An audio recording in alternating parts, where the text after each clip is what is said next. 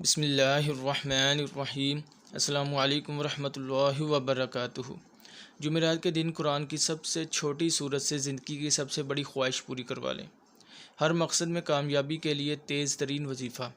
ناظرین، آج کا وظیفہ سورہ کوثر کا وظیفہ ہے، جو کہ آپ ہر مقصد میں کامیابی کے لیے کر سکتے ہیں۔ اگر آپ کی شادی نہیں ہو رہی تو آپ یہ وظیفہ اپنی شادی کے لیے کر سکتے ہیں۔ انشاءاللہ اللہ تعالیٰ کے فضل و کرم سے آپ کو اس میں کامیابی ملے گی۔ اگر آپ بے روزگار ہیں اور آپ کو کوئی کام نہیں مل رہا تو آپ اس کے لیے بھی یہ وظیفہ کر سکتے ہیں۔ اگر آپ کے دشمن ہیں جو آپ کو نقصان پہنچاتے ہیں تو ان سے چھٹکارا پانے کے لیے بھی یہ وظیفہ کر سکتے ہیں۔ اگر آپ کسی کے دل میں اپنی محبت پیدا کرنا چاہتے ہیں تو اس عمل کے لیے بھی آپ یہ وظیفہ کر سکتے ہیں۔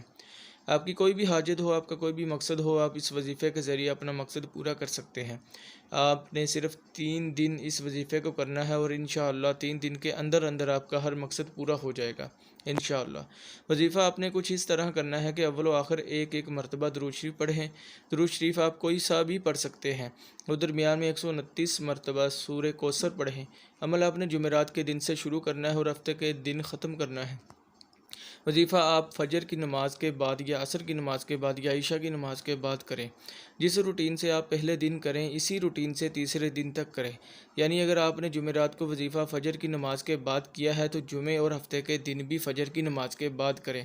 انشاءاللہ اس وظیفے کو کرنے کے بعد آپ کی اللہ سے مانگی ہر دعا قبول ہوگی۔ اس عمل کی اجازت عام ہے۔